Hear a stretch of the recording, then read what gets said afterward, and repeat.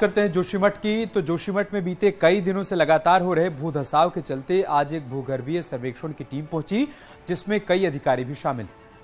आपदा सचिव रंजीत सिन्हा के साथ ही टीम ने जोशीमठ के प्रभावित इलाकों का दौरा किया और प्रभावित परिवारों से मुलाकात भी की। इसके साथ ही जोशीमठ में राहत और बचाव काम में तेजी लाने को लेकर भी बातचीत हुई है।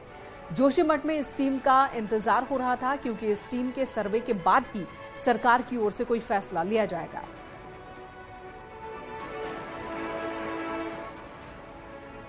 तो आज सर्वे टीम यहां पर पहुंची है। भूधसाव के कारणों की जांच पड़ताल की जा रही है। ये टीम एक रिपोर्ट तैयार करेगी। उस रिपोर्ट के आधार पर ही आगे का एक्शन प्लान तैयार किया जाएगा। ऐसे में यहां के लोग इंतजार कर रहे थे टीम के आने का और सर्वे का। नितिन सोमवाल हमारे सहयोगी जोशीमठ से हमारे साथ जुड़ चुके हैं। नितिन, समस्या काफी पहले से, लेकिन अब ये समस्या बढ़ती जा रही है। आज जब टीम पहुंची, अभी तक के उनके आकलन के अनुसार क्या क्या बातें सामने उन्होंने रखी है? जी मेनका, अगर बात करें तो अभी जो भूगर्भीय सर्वेक्षण की जो टीम जोशीमठ पहुंची है, वो अभी उन प्रभावित इलाकों का दौरा कर रही है जहां जहां पे लोगों को दिक्कतों का सामना करना पड़ा। सबसे पहले जो टीम पहुंची है, उन्होंने जो जिले के तमाम अधिकारी हैं उनसे फीडबैक लिया और फीडबैक लेने के बाद अभी वो जयप्रकाश जो पावर प्रोजेक्ट का जो एरिया है जहाँ पे पानी का रिसाव हो रहा है, वहाँ पे पहुंची है। वहाँ पे निरीक्षण किया जा रहा है। जो पानी निकल रहा है उसकी सैंपलिंग की जा रही है कि आखिर ये पानी कौन सा है, क्या ये पानी सुरंग के अंदर से निकल रहा है या जोशीमठ में जो स्थानीय जो नाले बहते थे उनका पानी है। तो ये सारी चीजों का आकलन करके ये स्पष्ट हो पाएगा कि आखिरकार जोशीमठ में भूस्खलन का प्रमुख कारण है क्या। इसके साथ ही अभी जो प्रभावितों को जहां पे सुरक्षित स्थानों पर रखा गया है, वहां पे भी टीम जाएगी। वहां पे किस तरीके की व्यवस्थाएं की गई हैं उनका पूरा जायजा लिया जाएगा। और जिस तरीके से सबसे बड़ी बात यह है कि पीएमओ कार्यालय से जिस तरीके से निगरानी की जा रही है, तो उसको लेकर भी यानी कि समस्या के जड़ तक जाने की कोशिश है। आज एक्सपर्ट्स की टीम पहुंची है। अब एक्सपर्ट्स की टीम यहीं पर रहेगी और नतीजे तक पहुंचने की कोशिश हो रही है। धन्यवाद। और जोशीमठ में हर रोज के हिसाब से आपदा बढ़ती जा रही है। आज कई अन्य जगहों पर भी दरारें आ गई और पानी जमीन के अंदर से लगातार निकल रहा है। उसकी भी रफ्तार तेज हो गई है। अब इस बीच जोशीमठ को लेकर उत्तराखंड सरकार ने भी बड़ा फैसला लिया है। जोशीमठ में फिलहाल नए निर्माण पर पूरी तरीके से रोक लगा दी गई है। एनटीपीसी की 520 मेगावाट की जल विद्युत परियोजना के काम को रोक दिया गया है और साथ ही हेलंग मारवाड़ी के बीच बन रहे बाईपास के काम पर भी रोक लगा दी गई है। एनटीपीसी परियोजना की 12 किलोमीटर लंबी सुरंग को भूधसाव का मुख्य और सबसे बड़ा कारण माना जा रहा है। सुरंग के अंदर लगातार हो रहे ब्लास्ट और हेलंग बाईपास के निर्माण की वजह से ब्लास्ट वहां पर भी हो रहे हैं, लिहाजा ये दोनों ही काम फिलहाल रोक दिए गए। वहीं एशिया के सबसे लंबे रोपवे को भी फिलहाल के लिए रोक दिया गया है। जोशीमठ में पिछले 14 महीनों से लगातार भूस्खलन हो रहा है, जो कि 3 महीने से बढ़ गया है और पिछले 1 हफ्ते में हालात बेहद चिंताजनक हो गए। आज आपदा प्रबंधन अधिनियम के अंतर्गत जो भी एनटीपीसी और बीआरओ के काम चल रहे हैं उसको तत्काल रोक दिया गया, जिससे कि अभी हमारी वैज्ञानिकों की टीम आने वाली है और वो परीक्षण करने के उपरांत जैसा भी सुझाव देगी उसके उपरांत ही अग्रिम कार्रवाई की जाएगी और हमारी जो अन्य बचाव एवं राहत की तैयारियां हैं वो हम कर रहे हैं। जोशीमठ में बद्रीनाथ मार्ग पर गुरुवार को सुबह से भूस्खलन प्रभावित लोगों ने जाम लगा दिया।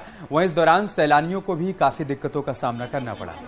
कई सैलानी औली घूमने आए थे। उनमें से कई पर्यटक ऐसे भी थे जो बुधवार से ही यहां फंसे हैं, क्योंकि रोपवे आज से बंद कर दिया गया। जोशीमठ में अभी भी कई प्रदेशों से लोग आए हुए हैं जो फंसे हुए हैं। हालांकि वहां प्रशासन की टीम भी पहुंची और प्रशासन के साथ लोगों की नोकझोंक भी देखने को मिली।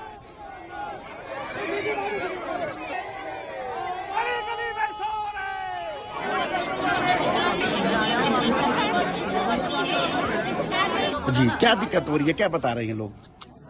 लोग यही कह रहे हैं कि इन सब टनल्स के और इन सब की वजह से उन लोगों को प्रॉब्लम्स हो रही है ना। उनके होटल्स वगैरह भी सब खाली करने पड़ रहे हैं। उनके घर टूट रहे हैं, घर में दरारें आ रही हैं, घर में दरारें आ रही हैं। उनको रहने के लिए वो 15 महीने से लगे हुए हैं। आज वो समझ रहे हैं कि टूरिस्ट को रोकने से ही गवर्नमेंट कुछ आगे करेगी, इसीलिए हम समझ रहे हैं उनकी परेशानी, लेकिन हम लोगों को भी परेशानी होना।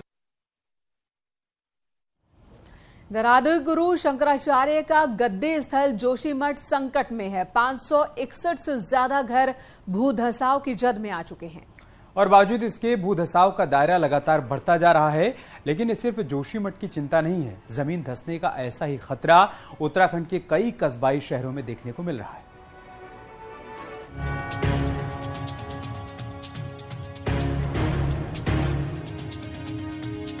जोशीमठ की बर्बादी की ये कहानी रातों रात नहीं गढ़ी गई। जोशीमठ कई दशकों से इस खतरे के साथ जी रहा था।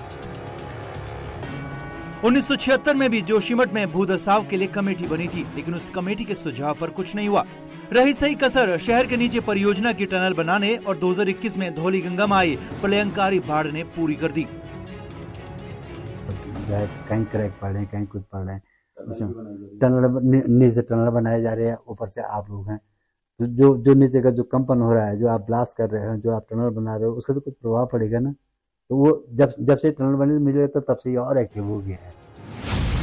कच्चे पहाड़ों से बने मध्य हिमालय के क्षेत्र उत्तराखंड में कई इलाके जोशीमठ बनने की कतार में खड़े हैं।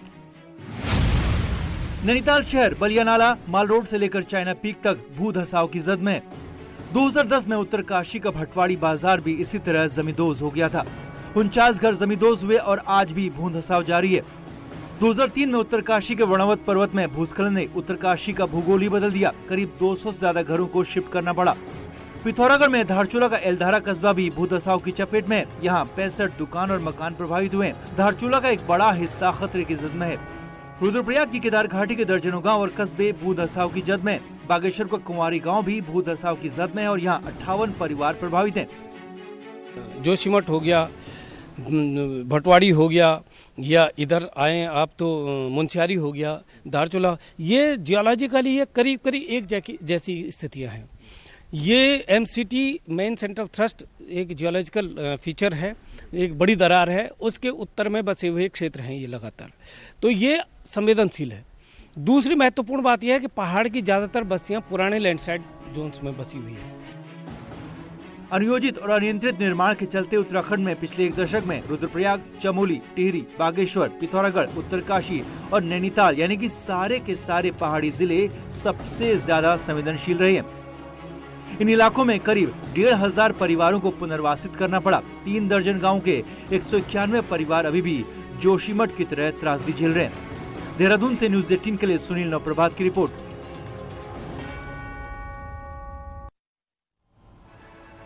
पिथौरागढ़ के धारचूला में एलधारा का ट्रीटमेंट नहीं होने से स्थानीय लोग भारी गुस्से में हैं। नाराज लोगों ने तवाघाट हाईवे पर जाम लगा दिया। स्थानीय लोगों का कहना है कि एलधारा में बीते 3 सालों से लगातार लैंडस्लाइड हो रहा है। पहाड़ी से भारी बोल्डर्स गिर रहे हैं, जिसकी वजह से धारचूला के दर्जनों दुकान और मकान टूट चुके हैं। बावजूद इसके प्रशासन ने पहाड़ी का ट्रीटमेंट नहीं किया। नाराज लोगों ने चाइना बॉर्डर को जोड़ने वाले हाईवे को 1 घंटे तक जाम रखा। वहीं प्रशासन का कहना है कि 11 जनवरी तक एलधारा के ट्रीटमेंट के लिए टेंडर दिए जाने हैं, लेकिन प्रदर्शनकारियों ने साफ कहा कि अगर 11 जनवरी तक पहाड़ी का ट्रीटमेंट शुरू नहीं हुआ तो फिर आगे बड़ा आंदोलन किया जाएगा।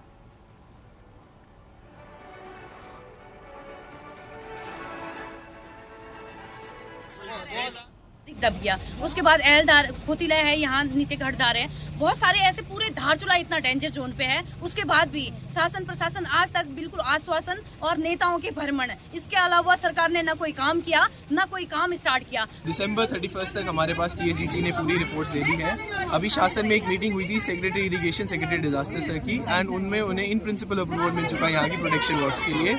अब यहाँ पे इनका बस टेक्निकल इवैल्यूएशन होना है एंड टेंडर कॉल होने हैं।